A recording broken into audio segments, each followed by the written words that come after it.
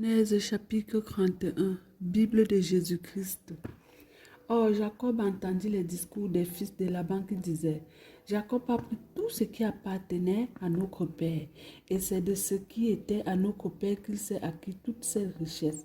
Jacob regarda le visage de Laban, et voici, il n'était plus à son égard comme auparavant.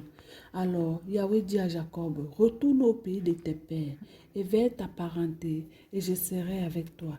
Jacob fit appeler Rachel et Léa, qui étaient au champ vers son troupeau, et leur dit: Je vois au visage de votre père qu'il n'est plus envers moi comme il était auparavant. Toutefois, le Dieu de mon père a été avec moi.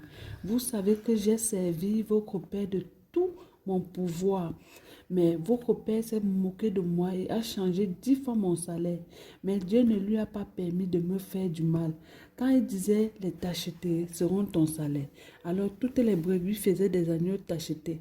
Et quand il disait: les marquetés seront ton salaire, alors toutes les brebis faisaient des agneaux marquetés.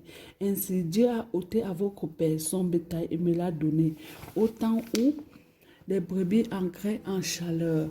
Je levai mes yeux et je vis en songe que les boucs qui couvraient les brebis étaient rayés, tachetés et marquetés. Et l'ange de Dieu me dit en songe: Jacob. Je répondis: me voici. Il dit: lève maintenant tes yeux et regarde, toutes les boucs qui couvrent les brebis sont rayés, tachetés et marquetés.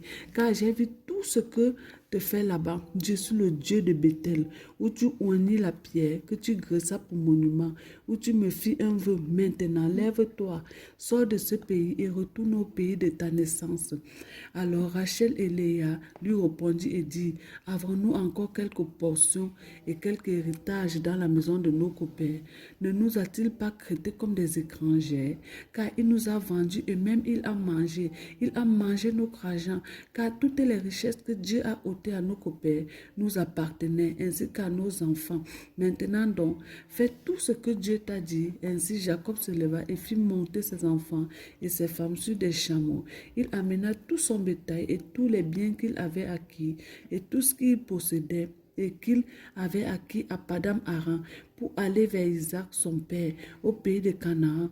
Or, comme Laban était allé tondre ses brebis, Rachel déroba les téraphins de son père, et Jacob trompa l'esprit de Laban, le Syrien, et ne l'avertissant pas de son dessein, parce qu'il s'enfuyait.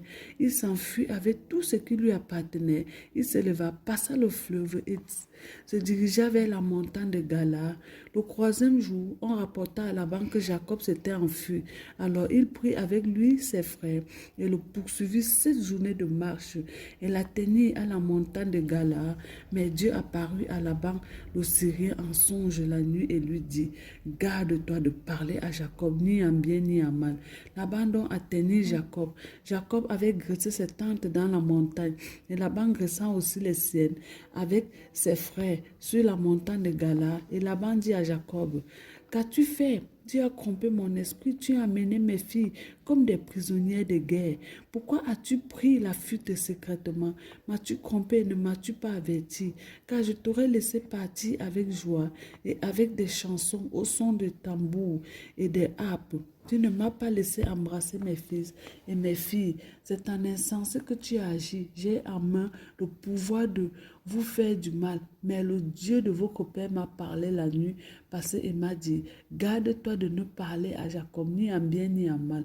Maintenant que tu es parti, parce que tu languissais après la maison de ton père, pourquoi as-tu dérobé mes dieux? Jacob répondit et dit à Laban: je me suis enfui parce que je craignais, car je me disais qu'il fallait prendre garde que tu ne me ravisses tes filles.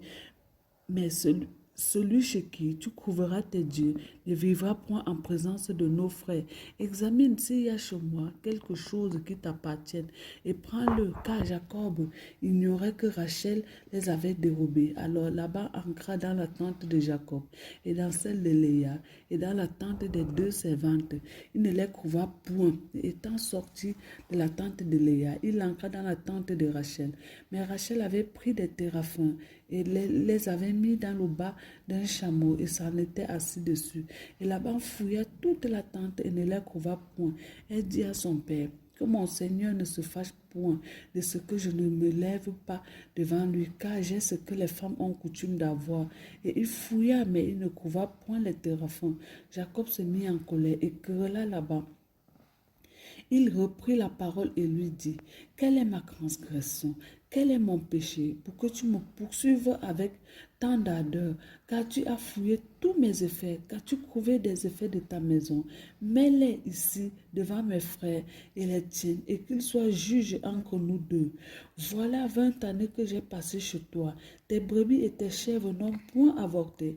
Je n'ai point mangé des moutons de tes troupeaux. Je n'ai point rapporté des bêtes déchirées par des bêtes sauvages. J'en ai moi-même subi la perte, et tu redemanderais de ma main ce qui avait été dérobé de jour et ce qui avait été dérobé de nuit. Le jour, la chaleur me consumait, et la nuit, le froid et le sommeil fuyaient de mes yeux. Voilà 20 ans que j'ai passé dans ta maison, 14 années pour tes 2 filles et 6 ans pour les troupeaux. Et tu m'as changé 10 fois mon salaire.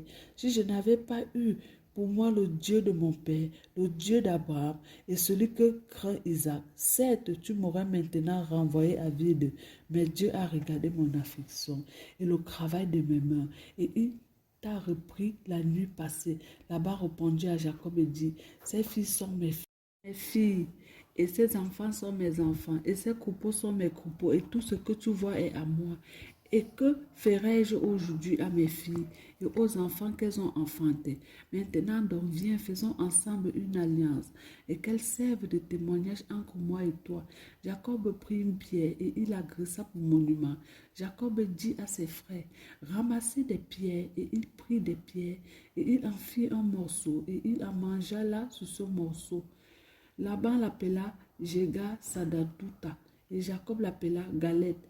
Et Laban dit, ce morceau sera aujourd'hui témoin entre moi et toi. C'est pourquoi il fut nommé Galette, entre parenthèses, poste d'observation. Il fut aussi appelé Mispa, parce que Laban dit que Yahweh veille sur moi et sur toi, car nous serons l'un et l'autre perdus de vue. Si tu maltraites mes filles, et si tu prends une autre femme que mes filles, ce n'est pas un homme qui sera témoin entre nous. Prends-y garde, c'est Dieu qui est témoin entre moi et toi. Laban dit encore à Jacob, regarde ce morceau et considère le monument que j'ai dressé entre moi et toi. Que ce morceau soit témoin et que ce monument soit témoin, que je n'irai pas vers toi au-delà de ce morceau, et que tu ne viendras pas vers moi au-delà de ce morceau et de ce monument pour me faire du mal. Que le Dieu d'Abraham et le Dieu de Nacor, le Dieu de leur père, juge entre nous. Mais Jacob jura par celui que craint Isaac son père. Jacob offrit un sacrifice sur la montagne et invita ses frères pour manger du pain.